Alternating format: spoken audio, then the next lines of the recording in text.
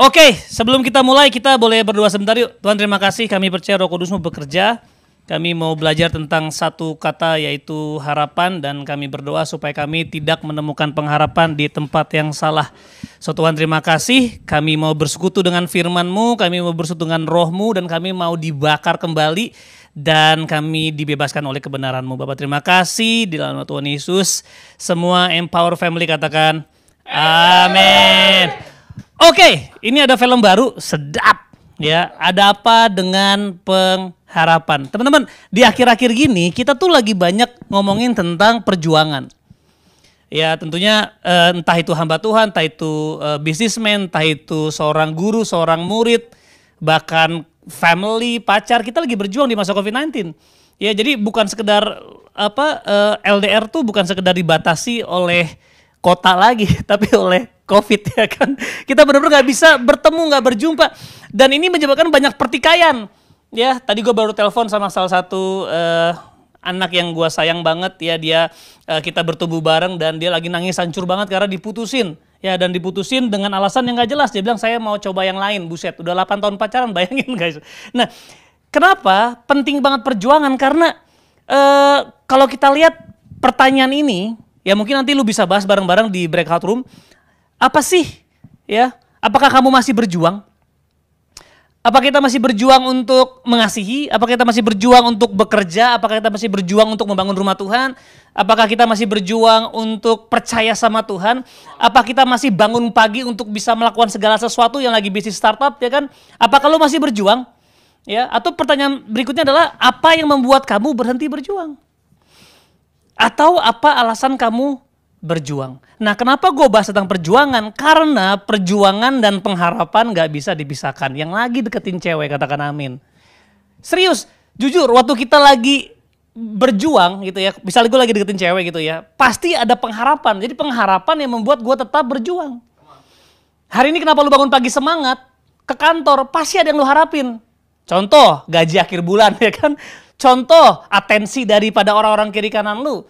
Contoh reward daripada bos. Atau kenapa lu semangat ke sekolah? Temen-temen pernah gak? Dalam satu keadaan, lu sekolah di sekolah yang sama. Tiba-tiba satu waktu, lu sekolah dengan semangat. Dengan perjuangan. Hanya gara-gara ada anak baru. Sedap. Jadi lu berharap lu bisa deketin dia. Lu bisa jadian sama dia. Dan itu membuat lu berjuang. Jadi kalau hari ini, lu masih bangun semangat. Lu masih punya pengharapan. Entah itu berharap sama manusia, entah itu berharap sama uang, entah itu berharap sama Tuhan, itu pertanyaan yang selanjutnya. Tapi intinya kalau lu punya pengharapan, even sama yang salah, lu pasti tetap berjuang. Nah, pertanyaannya sekarang, kenapa waktu kita berjuang, kita patah? Kenapa waktu kita berjuang, kita kecewa? Kenapa waktu kita berjuang buat sesuatu, berakhir kepada sorrow? Yang pertama, gue cuma bahas 3 doang hari ini. Yang pertama, salah berharap. Semua pengharapan menghasilkan perjuangan. Gue dulu pernah terlibat dalam narkoba ya. Gue berusaha untuk jadi bandar terbaik. Makanya Tuhan panggil gue jadi hamba Tuhan bro. Jadi bandar aja baik bro. Jadi gue dulu nyolong duit orang tua gue colong dia punya dia punya travel check. Ya ribuan dolar buat tuker duit, lalu gue beli narkoba, gue bagi-bagi. Karena I love to make people happy, gue seneng lihat orang tuh bahagia. Tapi itu perjuangan yang salah. Jadi gue bangun pagi, pulang malam, semangat, ketemu orang, ketemu ini, ambil resiko. Gue pernah ke Bali bawa segini, 270 biji men. Bayangin gak? Itu bisa sampai kemana? Sampai ke penjara. Banyak orang berjuang yang salah. Atau gini, banyak orang memperjuangkan hubungan yang salah. Kenapa? Karena lu salah berharap. Salah berjuang. Coba kita buka di Yeremia 17 ayat 5-6. Alkitab ngomong gini, beginilah firman Tuhan, terkutuklah orang yang mengandalkan manusia. Gue percaya zaman perjanjian baru, kutuk itu udah dipatahin. Tetapi ketika kita dikatakan bahwa terkutuklah orang yang mengandalkan manusia, artinya gini, kutuk adalah power to fail. Ya, kekuatan yang membuat kamu gagal. Dia bilang terkutuk orang yang mengandalkan manusia.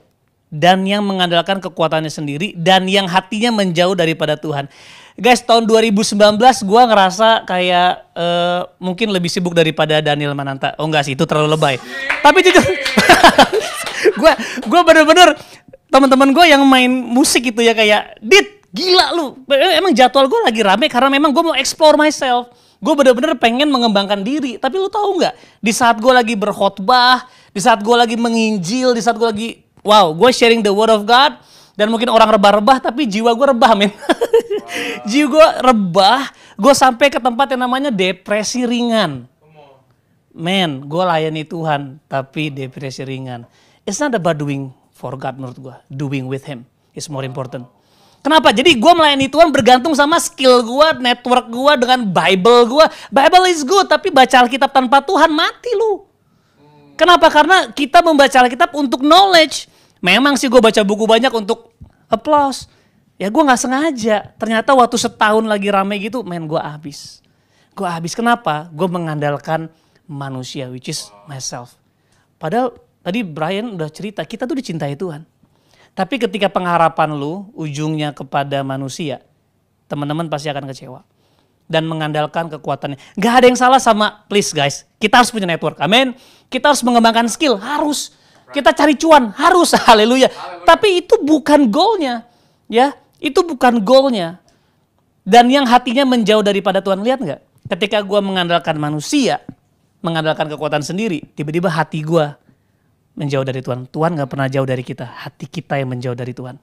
Tuhan gak pernah bisa menjauh dari kita. Gue yakin janjinya, I will never leave you, never forsake you. Tetapi our awareness of Him menjauh ketika lu bergantung sama kekuatan sendiri. Nah, ini tantangan buat mungkin kita, Bray, sebagai hamba Tuhan. Karena kita bangun gereja dengan kekuatan sendiri. Wow, itu dilematis banget. Dan gue benar-benar mati. Satu waktu gue pernah lagi baca Alkitab, kayak gak dapet wahyuan, gue marah, gue banting Alkitab, gue bilang, gue mau mati aja. Gue berharap istri gue akan, Dit kenapa? Bini gue cuma tidur. You just need a break, Dit. Kurang ajar, dia gak takut gue bunuh diri. Terus selesai gue marah-marah, gue bilang, kenapa sih kamu kok, aku pengen perhatian. Lu gak mungkin mati bunuh diri, Dit, I know. Dia gak tahu gue lagi stres. Bayangin men, di dalam pelayanan segitu stresnya. Waktu gue pakai narkoba, gak pernah stres itu. Gila gak lu? Men, gila banget. What happened? Karena kita bergantung sama manusia dan kekuatan sendiri. Nah ini temennya menarik, dia bilang gini. Ia akan seperti semak bulus di padang belantara. Ia tidak akan mengalami datangnya keadaan baik. So hari ini teman-teman, kalau lu merasa gue kurang setuju sama si Pastor Radit sih. Kenapa? Karena gue sekarang bergantung sama kekuatan gue. And I'm okay. Itu baru koma. Kenapa? Karena Alkitab bilang ia tidak akan mengalami datangnya keadaan baik. So teman, hari ini ketika lu dengar firman ini, berbahagialah karena Tuhan ingetin kita semua hari, termasuk gue pribadi. Kalau kita bergantung sama manusia, mengandalkan kekuatannya sendiri, pasti kita kecewa. Ini yang namanya salah berharap. Tapi lihat, diberkatilah orang yang mengandalkan Tuhan. Dengan kata lain, yang menaruh harapannya pada Tuhan. Ia akan seperti pohon yang ditanam di tepi air, yang merambatkan akar-akarnya ke tepi batang air. Ini yang gue suka dan gue sebel tentang Bible. Kenapa? Karena dia bilang kalau gue bergantung sama Tuhan, gue gak naik ke atas, gue malah turun ke bawah. Kenapa? Dia bilang merambatkan akar-akarnya. Jadi teman-teman, if you want to go up, you need to go down. Kalau kita bergantung sama Tuhan, justru yang paling esensi kita akan temukan. Kita akan, tau gak? Kita akan sebelum, ini kalau ngomongin tentang biji itu terpecah dulu loh. Biji terpecah, lalu akar merambat. Di sini ngomongin biji, tapi kalau ngomongin pohon, dia akar-akar tuh merambat ke bawah. Jadi seringkali kan di masa pandemik kita berharap sama Tuhan, kita percaya sama Tuhan, tapi lu malah rasanya semakin turun dan semakin turun dan semakin turun. Dan kita berpikir kita di tempat yang salah. No. Tempat yang benar gak selalu membuat lo sepertinya kelihatannya naik. Wow. Bisa jadi membuat lo semakin turun. Tapi itu baru koma, itu perjalanan proses. Karena orang yang menaruh harapan sama Tuhan, dia akan membuat akarnya turun sampai pada akhirnya menemukan mata air. Ketika menemukan mata air dan dia naik, gue inget banget Tuhan ngomong gini, rendahkan hidupmu di tangan Tuhan yang kuat. Pada in due time, He will lift you up. kalau Tuhan yang ngangkat, gak ada yang bisa turunin. Tapi kalau lu yang ngangkat, harus lu yang pertahanin. Capek. Men, gue berdoa supaya teman-teman gak melakukan kesalahan yang sama gue. Karena gue merasa gue melayani Tuhan. Tapi pada akhirnya gue mengandalkan kekuatan sendiri. Dan gue hancur. Tapi ingat, di dalam Tuhan kita hancur. Di tangan Tuhan. Jadi jangan takut. Selama lu dalam Tuhan, lu pasti bikin kesalahan. Tapi memang ya kita manusia memang didesain untuk, we are professional mistakers guys. Tapi selama lu dalam Tuhan, kalaupun lu salah, kalaupun lu jatuh di tangan Tuhan. Lu di tempat yang aman. Bukan berarti gue ngajarin lu buat salah. Tapi kita pasti melakukan kesalahan. Dia bilang di tepi batang air dan yang tidak mengalami datangnya panas terik. Men, gila. Gak akan mengalami panas terik, daunnya tetap hijau. Jadi kita semua mengalami masa pandemik. Kita semua mungkin kehilangan orang-orang yang kita cintai. Kita semua mungkin ngalamin kehilangan pekerjaan. Tetapi orang yang mengandalkan Tuhan, dia tetap hijau. Sama kayak perbandingan membangun di atas batu karang sama di atas pasir. Dua-duanya sama-sama membangun. Dua-duanya sama-sama kena hujan, badai, melanda, air masuk. Tapi yang satu roboh, satu enggak. Jadi ikut Tuhan gak membuat lu justru gak ada masalah. Ikut Tuhan membuat lu tegak, bukan gak ada masalah. Tegak, berdiri. Orang bilang kayak, Kak kalau ikut Tuhan kan gak mungkin selingkuhin. Justru mungkin selingkuhin supaya lu ketemu yang benar. Gitu kan. Mungkin harus supaya memang lu ketemu sama yang benar. Kadang-kadang kita harus kehilangan yang baik. Ya lebih parah lagi, lebih bagus kita kehilangan yang gak baik untuk ketemu yang benar. Men, jadi di masa-masa sulit kalau kita berharap sama Tuhan, bedanya bukan gak ada masalah, bedanya bukan gak ngalamin mungkin orang bilang penipuan, mungkin bukannya gak ngalamin angin melanda, tapi lu akan tegak. Nah, ini yang akan kita bahas lebih lanjut teman-teman. Kenapa kita berhenti berharap? Karena yang pertama ya kita salah berharap. Ya, yang kedua adalah karena kita salah mengenal. Teman-teman, kalau gua berharap sama Tuhan, mustahil kalau gua gak mengenal dia. Gimana lu bisa percaya sama orang gimana lu bisa berharap sama orang yang lu gak percaya? Lu harus kenal, baru lu bisa sayang, baru lu bisa percaya. Itu kenapa teman-teman Filipi ngomong gini, tetapi apa yang dahulu merupakan keuntungan bagiku sekarang ku anggap rugi karena Kristus. Ini ayat ini dibaca sih gak mudah teman-teman. Tapi ketika lu treasure him that much, kayaknya semuanya jadi sampah. Termasuk pelayanan. Pelayanan tuh berharga. Sorry, gue gak mau ngomong pelayanan sampah. Tapi compare to Christ. Dibandingkan mengenal Kristus kadang-kadang jatuh tuh jadi kayak sampah. Kenapa? Karena mengenal Kristus itu gak bisa ditandingin dengan kesibukan.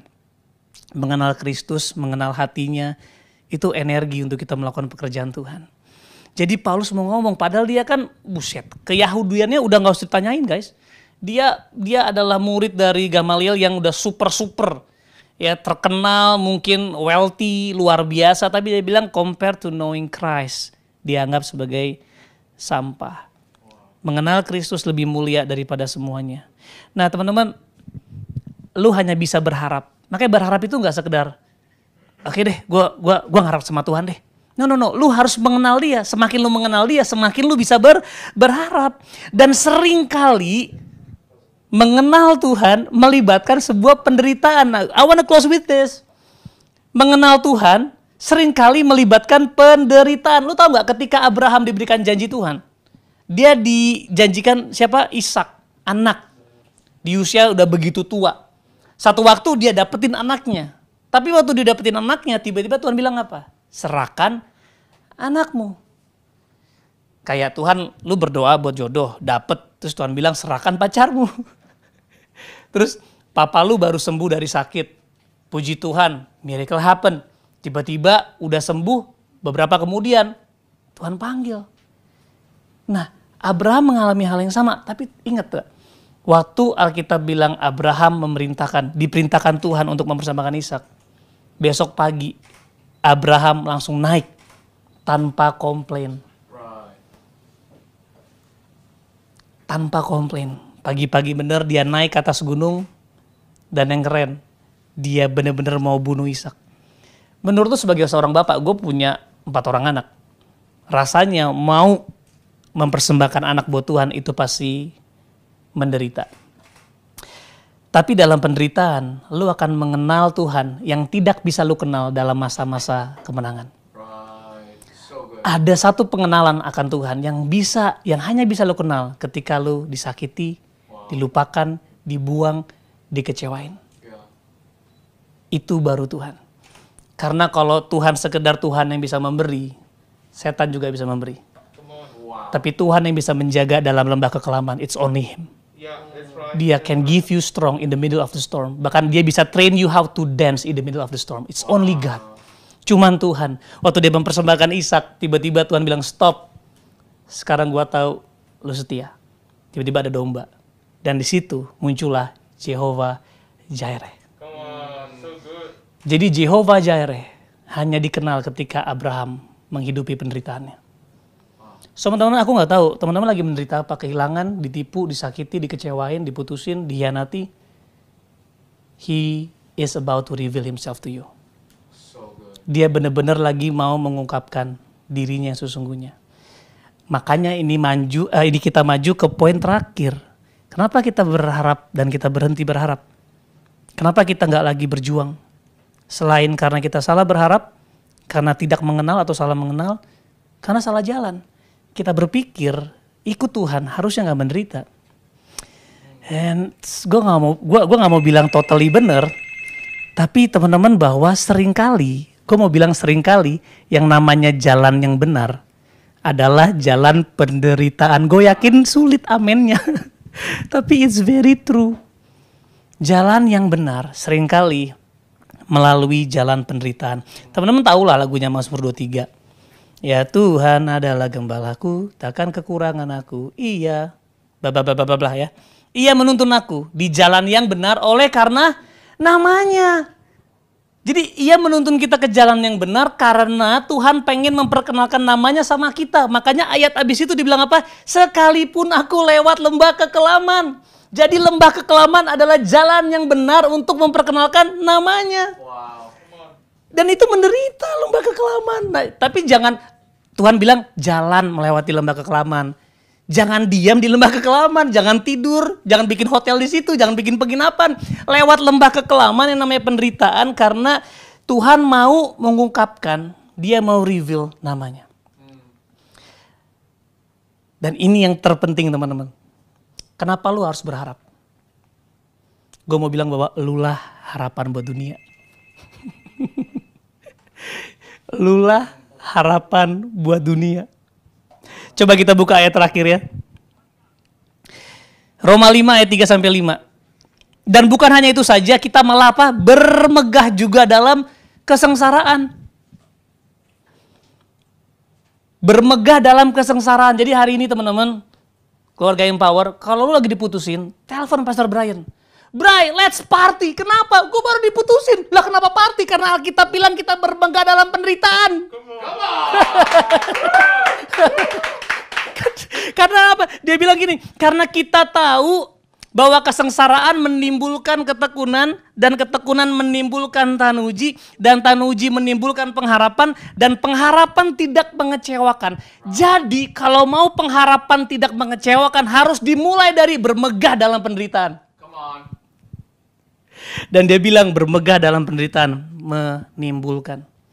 Ingat gak ayat ada Christ in you, the hope of glory. Ini rahasia besar dia bilang. Christ in you, the hope of glory. Siapakah Christ? Christ is the hope of glory.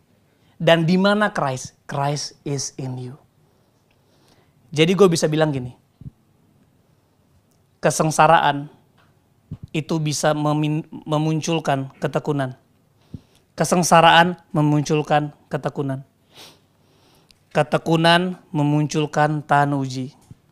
Tahan uji memunculkan pengharapan. Dan siapakah pengharapan itu? Christ. Kenapa Tuhan pengen kita menderita? Sorry, bahasanya memang kurang enak ya. Gue sebagai bapak, gue gak mau anak gue menderita. Tapi kenapa Tuhan membawa kita kepada jalan menderita? Sederhana, supaya Kristus tadi dimunculkan dari kita punya hidup. Kesengsaraan memunculkan. Ketekunan memunculkan. Tahan uji memunculkan siapa? Christ in you. So Yesus mati supaya Yesus bisa tinggal di dalam kita. Saya ulang ya, Yesus mati supaya Kristus bisa tinggal dalam kita. Tetapi kita yang mati dalam Kristus supaya Kristus keluar dari hidup kita. Wow. Teman-teman, story singkat di mana boleh di next slide, nggak ada satu cerita. Anak gue lahir keempat dengan keadaan gak normal. Orang bilang cacat. Orang bilang mengalami kelainan. Orang bilang dia mengalami kelainan pertama di dunia. Dan Google informasi di sosial media bilang umur cuma 3-5 bulan. Kita stres, kita sampai bingung, bayarnya mahal banget. Gue sampai harus jual mobil. Ya, gue harus turunin standar hidup. Rumah sakit nyerah. Bayangin man, it's a hard situation, berat banget. Tapi hari itu gue cuma pegangan tangan sama bini gue cuma bilang gini, kalaupun Ziona umurnya cuma sampai 5 bulan, kita pastiin dia jadi berkat buat banyak orang. Tapi tahu yang terjadi apa? Tiba-tiba Ziona mengalami kesembuhan, bahkan melalui Ziona, sekarang bini gue menjadi duta besar penyakit langka Indonesia. Lu lihat di foto terakhir, kita lagi duduk di kantor staf presiden. Ditanyain sama bapak staff, dia bilang gini, Radit, Joanna, Indonesia bisa lakukan apa buat anak-anak penyakit langka? Gue bilang, Jo, gak ada ya orang lain buat ditanya. Ini drop out nih SMA nih, drop out kuliah. Tahu gak? Ketika kita menderita, Christ in you akan muncul dari hidupmu. Ketika kita dipercayakan Ziona, ternyata karena dia pengen angkat kita untuk jadi terang bagi dunia. So teman-teman, aku gak tahu hari ini teman-teman lagi menderita kenapa. Aku gak tahu apa yang membuat kamu kecewa hari ini. Mungkin karena kamu salah berharap. Mungkin kamu berharap sama pendeta. Mungkin kamu berharap sama sekedar berharap sama komunitas. Kamu berharap sama uang. Kamu berharap sama I don't know. Atau mungkin kamu berharap tapi kamu gak mengenal Tuhan. Dan ketika Tuhan bawa kamu kepada sebuah lembah kekelaman, kamu pikir Tuhan gak sayang. Justru karena Tuhan sayang, Dia temenin kamu lewat penderitaan. Supaya Christ in you can be revealed from your life. So aku gak tahu teman-teman kalau hari ini ada teman-teman yang kecewa sama Tuhan. Atau bahkan belum pernah menerima Yesus sebagai juru selamat pertama kali. Kamu cuma meminjam iman dari orang tuamu. I just wanna pray for you guys. Kalau kamu udah kecewa sama Tuhan, udah dingin sama Tuhan, udahlah gak usah berharap sama Tuhan, nanti gue kecewa. Gue mau bilang berharap sama Tuhan mustahil bisa kecewa. Tuhan gak pernah mengecewakan. Dia gak pernah mengecewakan kalau kita hidup buat Dia. So let's pray yuk. Tuhan, terima kasih buat hari ini. Kami bersyukur Tuhan. Ada apa dengan pengharapan? Bicara dengan ada apa dengan Yesus? Bicara juga dengan ada apa dengan saya? Karena Yesus adalah pengharapan akan kemuliaan. Dan ketika Yesus tinggal di dalam kami, itu juga berarti bahwa Tuhan mempercayakan kami untuk menjadi simbol pengharapan bagi dunia.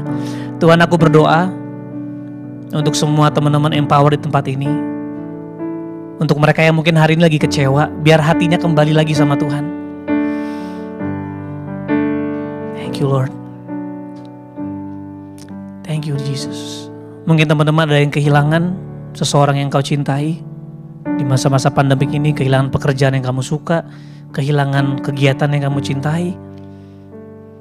Karena Tuhan lagi riset segala sesuatu, supaya yang tadinya kita bergantung sama manusia, sama skill, sama kemampuan, sama orang-orang, tapi Tuhan mau kita semua, pribadi lepas pribadi, bergantung sama the hope of glory, yaitu Christ Himself.